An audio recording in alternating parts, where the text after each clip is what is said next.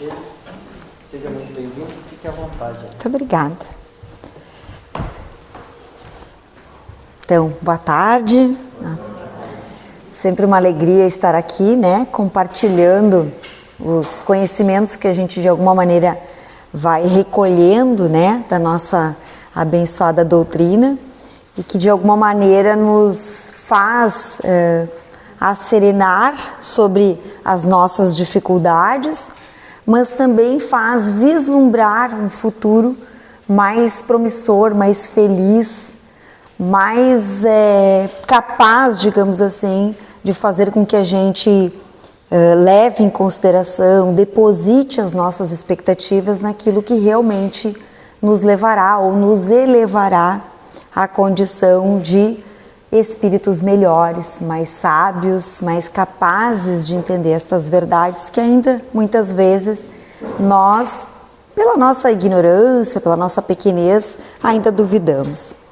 Mas sem dúvida, né, toda vez que a gente se debruça sobre um tema, faz com que também nós possamos refletir aquilo que ainda, né, são obstáculos para que a gente cresça, avance, não só do ponto de vista, né, para a gente pensar que é um tema que nos movimenta, nos mexe, nos perturba, mas também no sentido de a gente, pelo menos, né, entender as nossas limitações.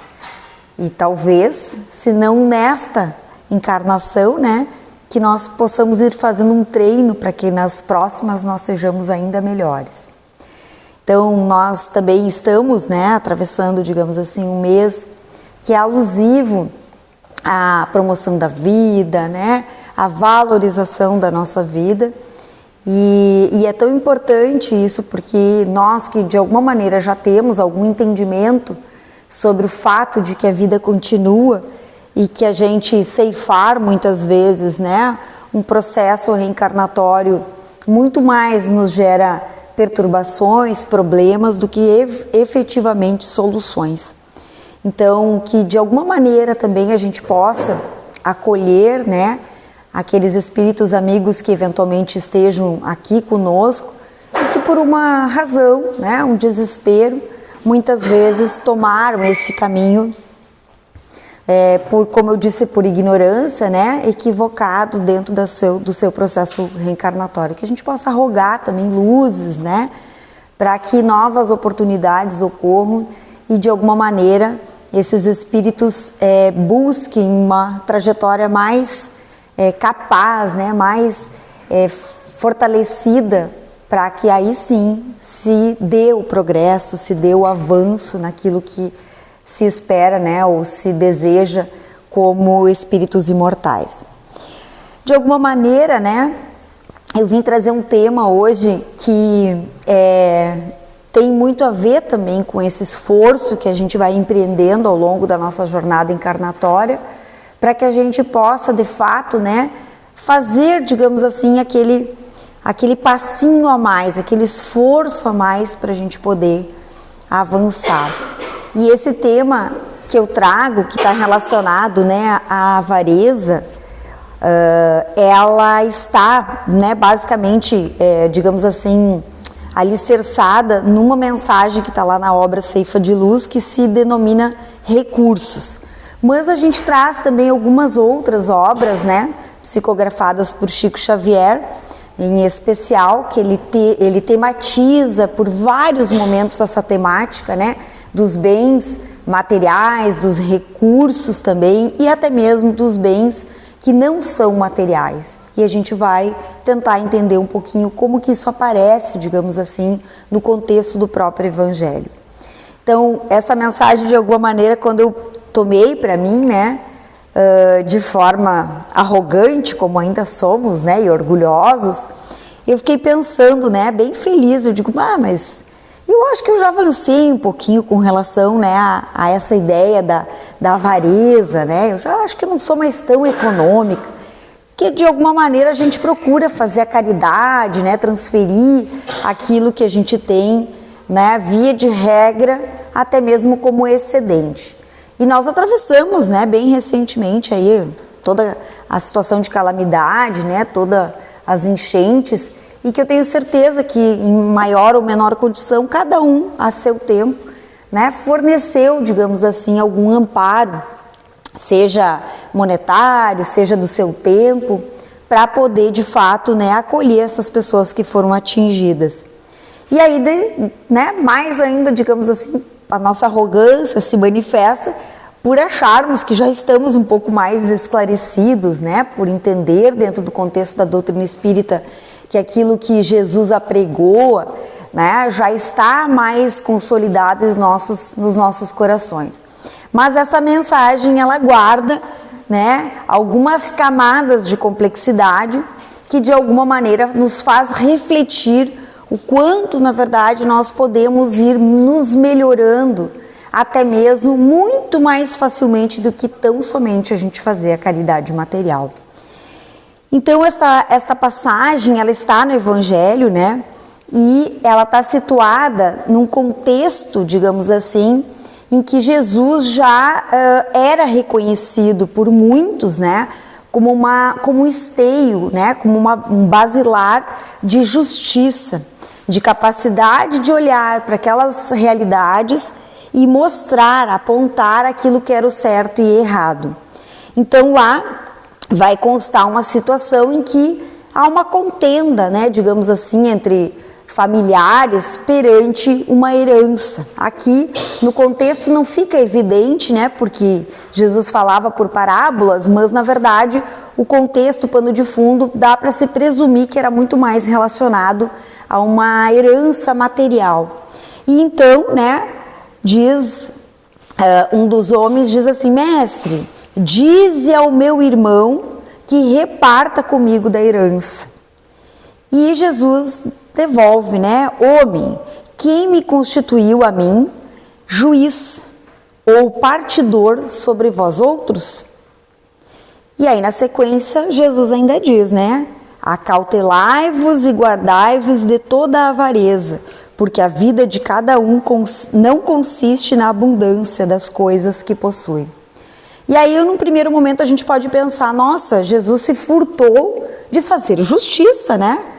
Já, logo ele, né, que é justamente, né, um modelo de justiça, né, o esteio, como eu disse, de justiça. Por que será que Jesus se furta de discutir algo, né, relacionado a uma divisão mais justa daqueles bens? E aí a gente precisa entender que ele vai dizer justamente isso, né, que quem constituiu ele juiz ou partidor sobre vós outros. Então ele aqui chama a atenção para um primeiro aspecto, que na verdade o que está do campo da matéria precisa ser por nós lidado, trabalhado, né? E aí nós vamos entender o quê? Que ele chama a atenção para uma justiça social, uma justiça humana, uma justiça que nós precisamos dispor. E ainda a gente vê muitas vezes, né, contextos familiares em que as pessoas têm essa dificuldade de partir, às vezes, poucos bens. Muitos se sentem enganados, né, atravessam uma encarnação inteira achando que foram de alguma maneira lesados num contexto da herança. E quanto mais recursos materiais, mais complexo, né, é todo aquele processo que muitos de vocês talvez já ouviram falar, que é um expediente, né, jurídico lá do inventário, onde ficam ali alocados os bens materiais. E Jesus vai dizer, olha, isso não me pertence, isso é do mundo, né? São os bens materiais, portanto vocês precisam dispor disso. Mas ele dá um puxãozinho de orelha, né? Acautelai-vos e guardai-vos de toda a avareza. O que é avareza, né? Aqui a avareza ela aparece como esse apego excessivo, né, aos recursos materiais, ao dinheiro, aqueles bens que são perecíveis, que são da terra, né? São muito do caráter humano e não aqueles bens imperecíveis. E ele vai chamar a atenção que a vida não consiste na abundância das coisas que possui no sentido realmente físico. Então ele chama a atenção para isso, olha, é melhor você dividir. E quantas obras, né, a gente vai ver lá do André Luiz, que os bens terrenos, eles passam. E hoje, muitas vezes, eu posso estar num contexto de achar que eu tirei vantagem, né? Me dei bem, muitas vezes, sobre outras pessoas, e ali na frente, ele chega na figura de um neto, chega na figura, né, de um filho, e que vai, por óbvio, né, outrora, herdar aqueles bens materiais. E como que uma grande ciranda, onde vai se repassando. E ele vai dizer isso. Então, que a gente tenha esse cuidado. Aí eu disse, bom, acho que eu estou tentando fazer esse exercício, né? Procuro não ser mesquinha, não colocar, né, muitas vezes e depositar todo o meu esforço sobre os bens materiais, mas de alguma maneira ele vai chamar atenção para esse acautelamento. E quando ele chama atenção para isso, ele no fundo, né, Jesus está dizendo para nós que todos ainda temos. Então vamos ver como é que Emmanuel vai nos ensinar, né, nos alertar sobre isso a partir desta obra e especificamente, né, o texto lá denominado Recursos. E aqui, nesse caso, estes recursos, vamos pensar assim, são, por um lado, como ele mesmo diz aqui, as nossas propriedades, os nossos bens materiais. E ele vai dizer, frequentemente, quando nos referimos à propriedade, os recursos materiais, recordamos de imediato posses e haveres de expressão material, daqueles que carregam um compromisso com fortuna terrena, como se eles fossem os únicos responsáveis pelo equilíbrio do mundo. Entretanto, assim agindo, escorregamos inconscientemente para a fuga dos nossos próprios deveres, sem que isso nos isente das obrigações assumidas. Então, Emmanuel vai dizer, olha, não é só uma questão da gente dividir nossos bens materiais. E aí eu sempre penso, né, eu olho muitas vezes para esse contexto de pessoas que têm muitos recursos. Eu imagino que também não seja nenhum de nós, né, tão milionário, bilionários, né, mas eu olho, por exemplo, como cidades lá, como Camboriú, né, que é uma das cidades mais ricas, digamos assim, do Brasil. E aí eu fico pensando, né, por que muitas vezes uma pessoa detém, né, um apartamento que vale milhões, que aquela pessoa precisa chegar de helicóptero, que ela precisa ter uma piscina dentro de casa? Eu fico pensando nisso, né? Fico pensando em que medida há esta necessidade ainda também de nós identificarmos esta concentração de renda. E aí a solução está justamente naquilo que Jesus diz. Olha, vocês ainda não sabem repartir. Talvez nós ainda nessa nossa condição mais humilde sabemos, mas quem tem muito dinheiro muitas vezes não sabe. E aí nós temos que pensar numa primeira camada, né, de que a gente até acha que divide bem. Mas vamos pensar se hoje, de tarde, né, às 18 horas, às 20 horas, não sei bem, nós ganhássemos na Mega Sena. O que a gente faria, né? Como nós estamos numa casa espírita, a Maria Inês pensou, a primeira coisa, eu vou fazer uma grande casa espírita, né? Bom, eu vou fazer uma instituição de caridade para crianças, para idosos, né? Primeira coisa que vem na cabeça. Se é um bom dinheiro, segunda-feira eu vou lá e peço a exoneração do UFSM. Eu não quero mais nem saber desse compromisso, né? Bater ponto lá na UFSM e vou viver a vida. E aí a gente já mostra a nossa primeira faceta de avareza. Porque de verdade eu estou concentrando este recurso. Quando na verdade eu poderia pensar que eu poderia abrir uma indústria, uma fábrica, um local para outras pessoas trabalharem e ganhar o seu pão diário, digamos assim, né? E de alguma maneira então auxiliar as pessoas dentro daquela lógica bem antiga, né? De não dar o peixe, mas ensinar a pescar. Então a gente já começa, né, a identificar essa nossa primeira, digamos assim, faceta. Então a gente impinge muitas vezes, né, atribui a essas pessoas que já têm muito recurso, mas talvez quando nós nos vemos dentro desse contexto, reprisamos, né, esta retenção dos recursos. E aí ele segue, né? De alguma maneira, ao passo que detemos recursos materiais, podemos não comprar o céu, mas podemos gerar a simpatia na terra utilizando utilizando-os na tarefa do bem. Caixão não tem gaveta, todo mundo sabe, né? Então a gente não vai levar esse recurso, mas eu posso sim, e não há uma condenação em relação a isso, utilizar estes recursos materiais para poder fazer o bem. E aí eu preciso saber otimizar estes recursos materiais da melhor forma para eu poder dar esta assistência. E não tem nada de mal ou de negativo, pelo contrário, na caridade material, mas eu também pensar em como eu posso contribuir para que mais pessoas acessem esses recursos, né?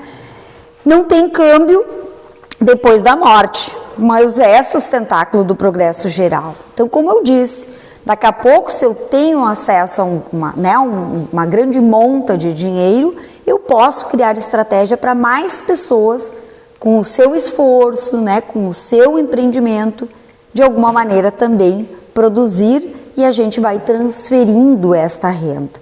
E aí a gente vai gerando este progresso mais geral.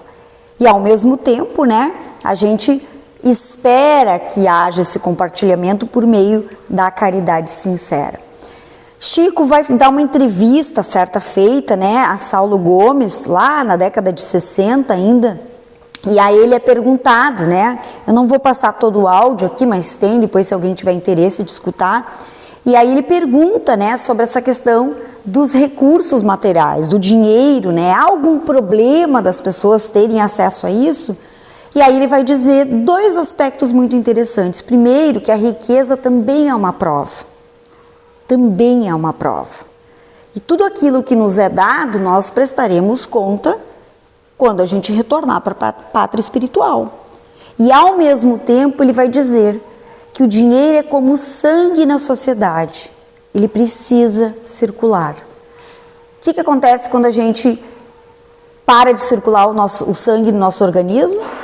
A gente tem uma trombose, né? A gente tem um trombo. E aquilo pode, inclusive, nos levar à morte. Então vejam que Chico vai dizer, olha, a questão não é deter, tipo tio Patinhas, né? Os mais antigos vão lembrar dos tio Patinhas, os mais jovens nem lembram mais do tio Patinhas, né? Que ficava sentada numa montanha de dinheiro. Mas ele vai dizer que a gente precisa circular. Por quê? Porque Emmanuel nos chama atenção, né? Não é necessariamente fator de alegria e felicidade, mas pode ser o remédio ao doente. Pode ser o leite à criancinha desamparada, o teto ao velhinho no frio da noite, o pão que socorre os moradores de rua, que constrói escolas, gera emprego, como eu chamava a atenção. Então, não nos esqueçamos, que nem diz Emmanuel, que Jesus abençoou o dinheiro para o bem e convertamos-lo em colaborador do céu em todas as situações de dificuldade na terra. Porque ele abençoou muito mais, né? Aquela pequena moedinha da viúva, lá do óbolo da viúva, que é uma outra, né, passagem, justamente pelo esforço que foi empreendido para o compartilhamento. Ali diz respeito da caridade sincera. Bom, e aí a gente tem que lembrar, né? Se eu estou dizendo que a riqueza é uma prova, a pobreza, as dificuldades financeiras também o são. Por quê? Porque segundo, né, nosso estudo de Emmanuel, cada qual de nós recebe na herança congênita do pretérito. Então, se hoje eu estou vivendo determinada situação, é a herança do meu pretérito. É o que eu fui. Eu começo, né, hoje a minha fala dizendo, bom, vamos nos esforçar e treinar, porque talvez nós não consigamos ainda correr uma maratona inteira, né? Mas podemos nos esforçar para fazer meia maratona. Para quem não me conhece, eu gosto de correr, estou me preparando para a minha primeira meia maratona. Então esse é o esforço. Eu saí correndo 21 quilômetros? Não. Corri primeiro 1, depois 5, depois 10. E a gente vai construindo esta resistência para a gente avançar. E aí eu me dou conta, bom, a minha herança é do pretérito, é das outras encarnações. E isso se constitui em recursos, segundo Emmanuel, para que eu possa atravessar a minha jornada. Isso está ligado a aspectos que dizem respeito à nossa saúde, aspectos culturais, a nossa inteligência ou as nossas dificuldades cognitivas, limitações, muitas vezes, né, em tantas pessoas, até mesmo em relação ao aprendizado, da nossa alegria ou da nossa tristeza, do trabalho, da escassez, da dor, são heranças do nosso pretérito. E aí eu preciso olhar com amor para aquilo. E se hoje isto é para mim de fato uma dificuldade, eu preciso justamente treinar para que na próxima encarnação eu seja melhor. Então, se hoje eu sou uma pessoa muito raivosa, né, nervosa, tensa, é uma herança do pretérito. Qual o meu esforço? Apaziguar. Fazer com que eu possa, digamos assim, treinar. Vou terminar a minha vida serena e calma? Posso me esforçar o suficiente para isso. Mas, de alguma maneira, o esforço que eu aprender agora tornar-se-á recurso para a próxima existência, ou ali na frente, né? Então, nós temos que entender muitas vezes que quando a gente vem, inclusive, né, dentro de um contexto de uma deformidade no nosso corpo físico, é a herança do pretérito. E aí a gente vai passar a vida inteira reclamando, se queixando, choramingando? Não. É olhar com amor para aquela situação, para que nós possamos curar. E a cura se dá por amor, pela aceitação, pela resignação, para que a gente possa transformar isso. Então, o que Emmanuel vai dizer é que todos somos convocados não apenas a empregar o nosso dinheiro, mas também a nossa saúde, nossa profissão, nossas habilidades, nossa cultura, né? As possibilidades de tudo aquilo que nós detemos. Então a gente já começa a entrar numa outra camada de avareza, né? Qual seja, muitas vezes eu tenho saúde, mas eu não faço esforço para poder atender um doente. Muitas vezes eu tenho um conhecimento e eu não transfiro aquele conhecimento. Eu trabalho na universidade, muitas vezes a gente identifica, né, e a gente escuta, a pessoa tem o conhecimento, mas ela não ensina ninguém, ela não transfere o conhecimento. Então ela é egoísta, né, avarenta em relação àquele conhecimento. Eu até brinco sempre que a minha filha é avarenta em relação a mim, né, porque ela pega, eu peço para ela resolver alguma coisa no celular, em vez de ela me ensinar, ela faz. E eu brinco com ela, né? Tu tem que me ensinar, tu tem que transferir o conhecimento. Ah, não, tu demora muito para aprender. Eu disse, tu tá sendo avarenta comigo. Então, a gente começa a olhar uma outra camada, né? Eu sei uma receita de bolo maravilhosa, por que eu não vou ensinar? Por que eu não vou transferir? Eu tenho um dom, né? Eu sei cantar. Aí eu venho aqui para Casa Espírita e monto um coral. Mas o pessoal canta mal pra caramba. Mas eu preciso dar esta oportunidade. E aqueles que verdadeiramente querem exercitar, podem tomar isso como um recurso lá na frente. Seja nessa ou em outra encarnação. Vejam que a gente começa a entrar numa outra camada de avareza, de dificuldade de compartilhamento daquilo que são os nossos recursos. E não é mais no campo material, mas é no nosso campo moral, no nosso campo muitas vezes intelectual, no nosso campo também físico. Então vejam que tudo isso, né, que nós vamos de alguma maneira enriquecendo ou depreciando, diz Emmanuel, que entra na nossa contabilidade da eterna justiça. Então, como eu disse, não adianta a gente se queixar muitas vezes das limitações e restrições que nós vivemos hoje, porque de certa forma a gente também está vivenciando aqueles recursos que até aqui a gente conseguiu amealhar. Então, Jesus nos chama a atenção, né, que nós não devemos andar tão preocupados, digamos assim, com aquilo que é dos bens materiais. E ele vai dizer que olhássemos para as aves do céu, né, num convite para levantarmos a nossa vista ao alto. Então ele diz, olha, olhem para as aves do céu. E de alguma maneira que nós não ficássemos tão preocupados, dentro da passagem lá de Mateus, quanto a nossa vida pelo que haveríamos de comer, beber e vestir. Por óbvio que aqui ele não estava apregoando a preguiça, o desleixo, né? o imobilismo, mas de alguma maneira que nós pudéssemos atentar muito mais para os bens imperecíveis. Então, de alguma maneira, esta riqueza espiritual, ela não está nos recursos físicos, mas ela está nos recursos que cada um de nós detém. Uns são mais amorosos, mais pacientes, outros são, de alguma maneira, mais proativos, né? Se interessam por determinadas coisas. Eu acho tão bonito quem, por exemplo, faz tricô, faz crochê, faz bordado. Eu não sei fazer, não tenho paciência. Posso aprender? Posso aprender. Se eu verdadeiramente me dedicar a esta função, eu posso aprender. Vou fazer os blusões de lã que minha mãe fazia, ou os tapetes e cortinas maravilhosas que minha tia faz com 93 anos? Provavelmente não. Mas vejam que é essa capacidade de olhar para o recurso que aquela pessoa detém. Todos temos recursos. Precisamos identificar. E às vezes a gente acha que a gente não tem recurso nenhum. Minha vida não dá nada certo, minha vida amorosa é uma droga, não consigo me acertar em emprego nenhum, brigo com a família. E às vezes a gente está esquecendo de recursos preciosos que todos detemos. Então, isso quer dizer que o convite é para que a gente vá identificando esses nossos recursos e treinando outros tantos, que é a riqueza espiritual.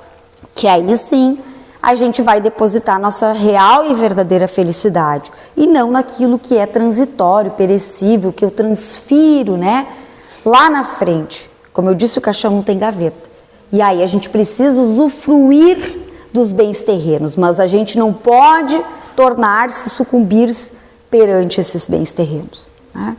E na vida moderna, faço um parênteses aqui, muitas vezes nós somos tentados a trabalhar infindáveis horas a troco, de um carro novo, de uma roupa melhor, de uma casa, de um apartamento maior.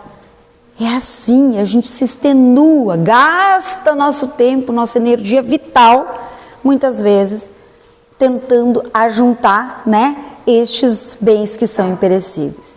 Bom, aí a gente entra, digamos assim, nesta camada, mais profunda, e aí a gente vai se identificando, Como diz lá no texto Estudando a Riqueza, também psicografado por Chico Xavier, ditado pelo Espírito de Emmanuel. Então ele vai dizer que os avarentos está preso aos bens supérfluos e que abusivamente amontoou. Mas há outros tipos de avarentos. Aqui eu me achei, aqui eu tô. Aí eu digo, me lasquei. Achei que eu estava abafando, na avareza, mas aqui eu já começo a me olhar. E aí a gente vai ouvir que tem os sovinas da inteligência, como eu disse lá, que não transferem muitas vezes o conhecimento, preferem manter as pessoas na ignorância. Isso não raro a gente vê no próprio comportamento dos nossos políticos, que muitas vezes acham melhor manter as pessoas na ignorância para que não questione, para que não tenham muitas vezes uma posição mais enérgica. E aqueles que desamparam os aflitos e os doentes, ou cerram as portas aos tristes. E aqui nós temos que pensar quantos filhos muitas vezes, atopetados, ou assoberbados de trabalho, não detêm um tempo para ficar com seus pais, com seus avós, dedicar aquele tempo à pessoa que está hospitalizada. Não raro a gente ouve as pessoas dizerem, eu não tenho tempo. Deixa as outras velhas lá para cuidar dos velhos, que eles têm tempo, estão tudo aposentados. Eu não tenho tempo. E aí a gente para de transferir esse cuidado tão importante, fazendo uma sovinice, com os nossos familiares, com as pessoas próximas. Às vezes a gente vê, no momento inclusive da despedida final, que é o velório, que de um modo geral as pessoas não gostam de ir. Mas é importante para quem? Para aquele que está ali, vivenciando aquele processo de luto. Mas eu tenho muito o que fazer. Eu não quero dividir o meu tempo, Às vezes eu não sento no chão para brincar com uma criança, porque eu não tenho tempo, porque eu não quero doar meu tempo. E aí eu acho tão bonito, que também dentro desse contexto, muitas vezes nós estamos vivendo uma alegria absoluta E aí vem aquele familiar meio deprimente, meio poliqueixoso, né? Ah, hoje eu não quero nem ouvir falar dele. Vê aquele WhatsApp, tu já pensa, não vou nem responder. Vou me fazer de louco. E quando toca, às vezes, com chamada de vídeo, daquela tia velha chata, só vai reclamar da vida, cheia das doenças e das medicação, eu penso, não estou com paciência. Então a gente acaba muitas vezes, né, lá no alto do nosso processo de alegria, minha vida está maravilhosa, está tudo ótimo, eu não quero escutar quem terminou com o namorado, quem foi desempregado, né, quem está atravessando uma fase difícil, eu não tenho tempo para isso. E aí a gente de novo demonstra a nossa avareza, né? Ademais, quando nós, né, muitas vezes menosprezamos a velhice em nossa mocidade. Eu já não estou mais tão moça, mas eu sempre penso nisso, que eu quero ficar velha. E, portanto, eu preciso cuidar dos meus pais, dos meus avós. Né? E é tão bonito isso quando a gente, né, deposita, digamos assim, essa transferência de amor. Porque de alguma maneira eu estou me vendo lá no futuro. E eu brinco, né? Meu pai fez 83 anos ontem e ele conta uma história num determinado lugar que ele passou, não sei, em 1900 em Guaraná com rolha, e ele atropelou um cavalo. E aí ele passa, toda vez que ele passa lá naquele lugar, ele, foi aqui que eu atropelei o cavalo. Todo mundo já, né, virou piada. Mas a gente escuta como se fosse a primeira vez. Porque pode ser a última vez. Então a gente precisa escutar. E aí quando a gente tá lá com a mãezinha da gente, com a avó da gente, né, e às vezes é a hora derradeira. Que bom que eu segurei a mão dela. Que bom que eu beijei ela. Perdi tempo com a velhice? Não. Ganhei em créditos, em bens imperecíveis, em afeto, em amor. E aí a gente precisa se dar conta, né? Que quantos sovinas existem por aí. Então vejo, né, que muitas vezes somos favorecidos da família terrestre e a gente esquece dos andarilhos, da penúria, daqueles que vagueiam no lar. A gente olha, por exemplo, para a população de rua com medo, né? Com desleixo, estão ali porque querem, bebem porque querem. E às vezes a gente não entende o contexto, né, de uma família que foi se esfacelando ao longo daquela encarnação. Então olhar de alguma maneira, muitas vezes com mais cuidado, né, com mais misericórdia, olhar para aquilo, né, com a condição que temos, né, hoje de ter uma casa, de ter um lar, de ter muitas vezes um teto. Então vejam que o avarento de bens materiais é credor de reprovação, mas o do amor é digno de lástima. Que forte, né? Tá bem, quem não quer doar, né, não quer fazer um pix lá para as enchentes, ok, tá bom, a gente reprova porque a gente entende que é importante a gente compartilhar aquilo que a gente tem. O a mais é fácil, mas é compartilhar o que a gente tem, né? Então, muitas vezes eu vejo, né, compartilho o resto, né, dá aquela calça furada, aquela meia desparcerada. Isso não é, né, compartilhar aquilo que eu tenho, é transferir o meu lixo muitas vezes. Então, é digno de reprovação, mas o avarento do amor é digno de lástima, gente. Que pena, a pessoa atravessa a vida inteira sem doar amor. E quer ver que é tão bom isso, é tão legal? E eu vou pedir para a gente fazer um exercício bem rapidinho, antes da gente ir terminando. Olhe para a pessoa do lado que está de vocês. Dá uma olhadinha assim, né? Pode olhar. Agora aperte a mão desta pessoa que está do lado.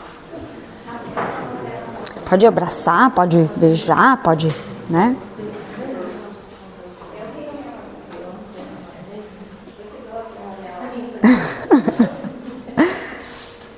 Doeu?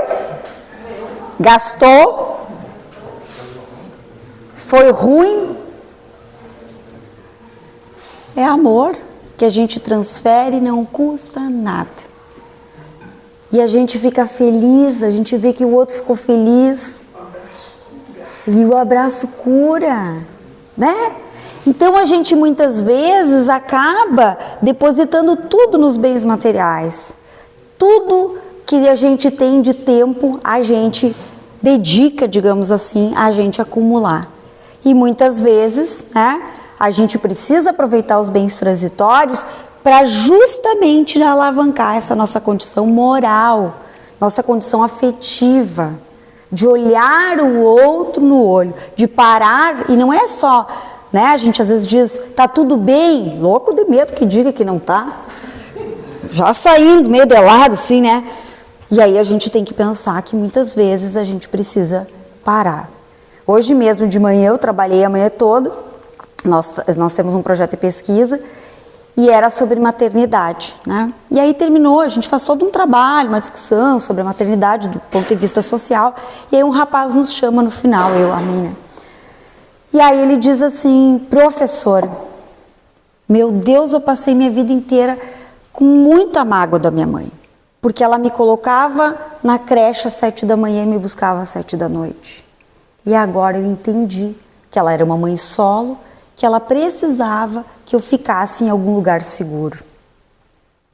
E que bom que hoje eu olho para ela como uma pessoa resiliente, que ela aguentou e ela atravessou aquela prova, a prova é eu que estou falando, mas ela atravessou aquela prova que ela teve de estar comigo com tantas dificuldades. Então vejam, né, que tá tudo certo. É nós que muitas vezes criamos uma expectativa exagerada em relação aos nossos recursos. E aí eu quero trazer essa última mensagem que eu acho tão bonito, né, que é ditada pelo próprio Cristo, no seguinte sentido, ele vai dizer, né, mas ele lhe disse, homem, quem me constituiu a mim juiz ou partidor sobre vós outros? E ele chama a atenção disso. Então vejam que está na nossa conta. Não é Jesus. Ele nos deu os recursos. Está na nossa conta. Compartilhar sobre tudo aquilo que nos custa nada, que é o nosso amor, que é o nosso tempo, que é a nossa dedicação. A começar dentro do núcleo que a gente foi colocado, que é a nossa família. E ainda precisamos lembrar, Jesus esteve sempre ao lado da verdade, que lecionou em todas as circunstâncias de sua peregrinação messiânica. Então, vejam, né, gente, ele não quis ser partidor dos bens materiais, mas ele sempre esteve ao lado da verdade. A todos concedeu amor puro, ministrou a caridade simples e natural, apontou a lógica real das circunstâncias da vida. Jamais enganou ninguém, perdoou sem apresentar condições, cedeu a benefício de todos, de ninguém reclamou, sacrificou a si mesmo. Não permaneceu em posição de neutralidade, definiu-se. Vejam que lindo, pessoal. Jamais enganou ninguém. Ai, a gente dá aquelas mentidinhas de vez em quando, né? Ainda mais agora nas redes sociais. Jamais Jesus enganou. Porque, na verdade, quem engana, engana a si mesmo. Né?